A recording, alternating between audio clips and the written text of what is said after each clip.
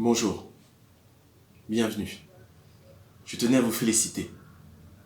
Vous avez réussi à passer avec succès un test de docilité effectué entre décembre 2019 et mars 2020. Étant donné vos résultats, on ne peut qu'accéder à l'étage supérieur en vous préparant à un vaccin et des technologies qui vont faciliter le contrôle de vos émotions, bien sûr, mais aussi de toutes vos activités, que ce soit financières, culturelles, émotionnelles, même votre façon de penser.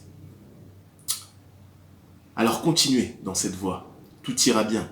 Continuez à regarder votre télévision, à écouter la radio et les médias mainstream financés toujours par nous. Il en est de même que de suivre les directives de ces politiciens que nous finançons également. Allez-y, suivez nos directives et puis peut-être que nous irons encore plus loin. Nous boucherons le bouchon en repoussant à votre morale, votre éthique. D'ailleurs, une loi sur la bioéthique vient d'être signée en France.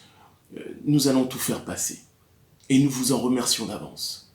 Bon courage et encore bonne continuation dans toute votre éducation justement à la docilité. Je sens que vous êtes parti justement pour avoir une thèse ou même un doctorat.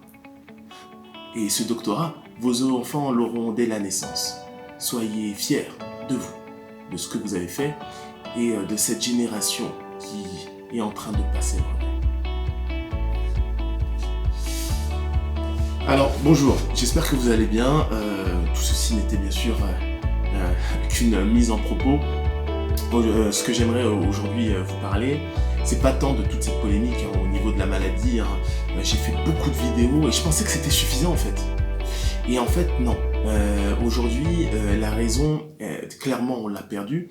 Et l'idée n'est pas de se focaliser sur qui a tort ou raison en ce qui concerne le Covid-19, mais sur notre manière de réfléchir. Parce qu'en fait, la base même de tout le système qui nous entoure, bien sûr, c'est notre docilité, mais c'est notre incapacité finalement à réfléchir et à pouvoir nous révolter quand même l'évidence est devant nous. Okay. Donc l'évidence, il faut savoir la détecter, il faut savoir aussi regarder les contradictions et remettre en cause notre processus de réflexion. Comment nous traitons l'information ?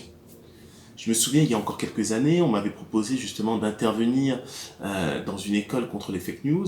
Et la personne qui voulait que j'intervienne avait peut-être juste regardé mon CV, etc. Je pense qu'on lui avait donné mon contact. Mais le problème, c'est que dès le début, elle voulait juste me sonder un peu. Et je pense qu'elle a très vite vu qu'il y avait un problème. Je suis intègre, je peux pas finalement mentir, surtout à des enfants. Mon temps est précieux et je vais pas me déplacer pour aller voir des enfants pour leur dire des banalités ou leur dire qu'il faut pas écouter X ou Y. Je vais justement leur apprendre des bases de réflexion, c'est-à-dire de s'ouvrir à tout type de vérité ou d'informations, de les analyser, de les comparer, etc. Elle a été un peu refroidie. Donc elle m'a pas recontacté, je suis pas intervenu. D'ailleurs, je pense qu'à un moment, on a parlé du 11 septembre et tout de suite, elle a vu qu'il y avait un problème. Mais ça fait rien. Ça fait rien. Et cette vidéo, si je la fais, c'est parce que certaines personnes qui me suivent m'ont demandé de la faire. Ils voulaient, malgré toutes mes vidéos, essayer de comprendre. C'est-à-dire que en voyant mes vidéos, c'était clair, mais au bout de quelques semaines, ils essayaient de comprendre. Il y avait des doutes. Alors, je peux comprendre, j'ai même eu dans les réseaux sociaux certains clashs, parce que j'essaye aussi de répondre, j'essaye aussi de comprendre comment les gens réfléchissent. Et j'ai eu certains clashs où justement on m'a demandé, quelles sont vos études, etc. Donc c'est vrai que ça fait un peu, c'est très français, quelles sont vos études, vos diplômes, mais en fait c'est pas ça le sujet. D'ailleurs, malheureusement pour cette personne, elle a dû googler un peu, je suis même pas sûr, mais très vite on lui a fait comprendre, même c'est pas moi, mais on lui a fait comprendre qu'elle était très mal tombée et que sa question était très mal posée. D'ailleurs, même avec la réponse, il n'y a pas eu de suite en fait. cette question, c'était comme si elle avait zéro valeur, puisqu'il n'y a pas eu de suite à la question. Donc elle s'attendait peut-être à une autre réponse, etc. Peu importe. Mais c'est vrai qu'il faut quand même que je me présente. Donc pour ceux qui ne me connaissent pas, je suis Christian Kapschwenk, je suis un conférencier, un enseignant et un écrivain. Je suis également entrepreneur et je suis à la base très scientifique. Et j'ai écrit un livre qui s'appelle, d'ailleurs il est là, Le Manifeste de la raison objective, où déjà je mets, enfin, j'essaye de mettre en place en fait des raisonnements pour contester bien sûr le système actuel, mais aussi des alternatives de vie en société. Parce que c'est ça l'important, c'est pas d'être anti, c'est aussi de passer à l'action et de proposer quelque chose d'autre. Donc maintenant, si on analyse le coronavirus, en fait, ou la manière dont on a réfléchi du coronavirus, après 6 mois, hein, déjà on est en août, hein, donc ça fait plus de 6 mois, on est déjà, ouais, disons 6 mois, après 6 mois, on est dans une période de confusion. Alors, c'est-à-dire que la plupart des gens sont confus.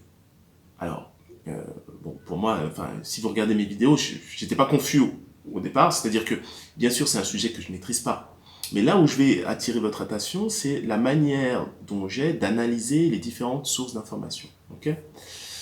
Parce que le point, il est là. Si vous êtes confus aujourd'hui, avec, finalement, vous étiez confus au début du Covid-19, donc de la crise, et 6 mois plus tard, vous êtes toujours confus. Donc il y a un problème en fait. Donc soit c'est vous qui avez du mal, soit on essaye de mettre la confusion, soit la confusion elle se fait à un plus haut niveau. C'est-à-dire que vous écoutez les médias, donc vous avez de l'information indirecte, et ben, vous voyez des pour et contre, et vous avez du mal à vous y retrouver. Okay. Mais ça veut dire que vous-même déjà, vous êtes totalement dépendant de cette information indirecte, c'est-à-dire que vous l'avalez, et là vous avalez quelque chose qui est indigeste. Et donc vous savez pas ce que c'est, mais c'est indigeste. Et donc vous restez dans un état où c'est indigeste. Vous essayez pas par vous-même d'aller chercher de l'information à X, à Y, et essayer de la digérer, essayer de voir où est le vrai et le faux. Et encore une fois, ce sera votre vérité. Okay. Donc je vous invite à regarder les vidéos que j'ai faites depuis le coronavirus, depuis le début de la crise. C'est assez révélateur en fait. Hein. Mais l'important est le suivant. Moi, en tout cas, quand je réfléchis, rien n'est vrai, rien n'est faux. Je donne un degré de crédibilité à une information. D'accord. C'est un pourcentage, si on veut. Okay. Et en fait, j'essaye à chaque fois de prendre de l'information à droite, à gauche, etc. Aujourd'hui, on ne peut, donc vous n'avez pas le droit, parce que c'est de vous qu'on va parler. On ne va pas parler des politiciens, on ne va pas parler des médecins, on va parler de vous. Vous n'avez pas le droit, après 6 mois de crise, vous n'avez pas le droit d'être confus. Parce que finalement, cette crise, elle va impacter vos libertés individuelles. Donc elle a son importance. Cette crise, ça fait 6 mois qu'on nous en parle partout, qu'on nous fait peur. Donc à un moment, vous avez aussi une responsabilité. Donc, en effet, quand vous avez des pseudo-experts qui viennent vous voir après 6 mois et qui vous donnent un discours qui finalement qui n'est pas carré en fait, finalement qui est rempli de contradictions. Là, je fais référence justement à des membres du conseil justement supposés conseiller le ministère de la Santé sur le coronavirus, le conseil scientifique. Certains membres, quand vous les entendez, il y a toujours de la confusion. Il y a beaucoup de peur et de confusion, et c'est jamais chiffré.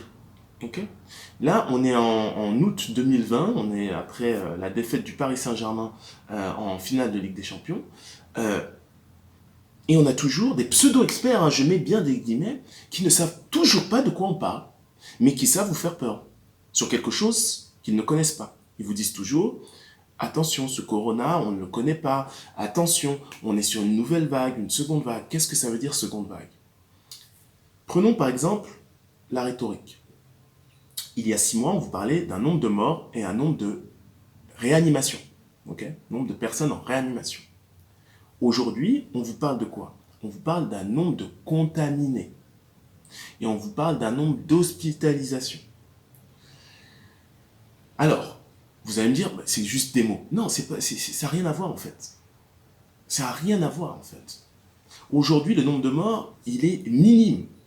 Et on ne veut pas vous parler du nombre de morts aujourd'hui. Donc maintenant, on vous parle du nombre de contaminés et on vous dit que ce nombre de contaminés augmente.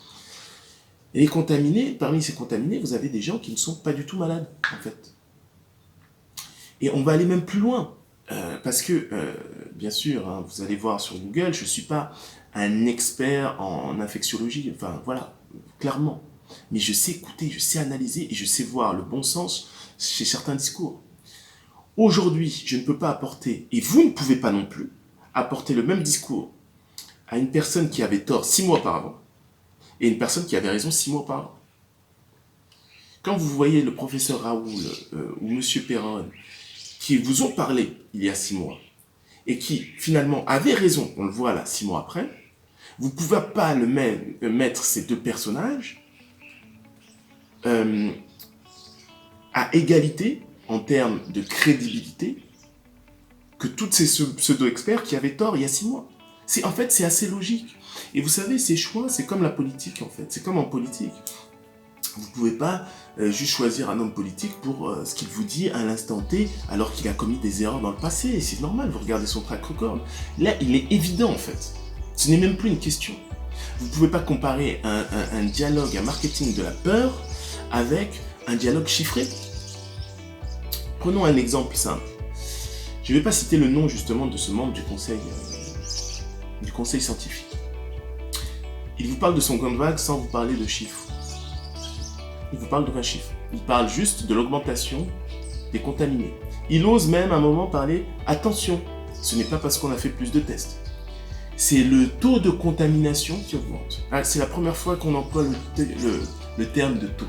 Déjà, la première chose à laquelle on doit faire attention, c'est vrai qu'on a souvent joué entre les nombres en absolu et les taux. Si vous vous rappelez bien, M. Raoul avait déclaré au tout début justement de la pandémie qu'il s'agissait sûrement d'une grippette. Et on l'avait taclé, on l'avait assassiné. Je vous rappelle que M. Raoul, oublions cette crise, est une star internationale dans son domaine. Essayez de vous imaginer un enfant de 4 ans qui vient essayer d'apprendre à Zidane à faire un contrôle. Mais on est où en fait ? Aujourd'hui, les chiffres parlent. Le taux de létalité du coronavirus n'est pas du tout élevé. Okay ? Donc en gros, c'est un taux de mortalité qui est comparable à celui de la grippe. Certains vont me dire, non, il est 2 fois supérieur. Alors, je veux bien, on est toujours en moins de 1%. Quand on me dit 2 fois supérieur, il faut vous renseigner.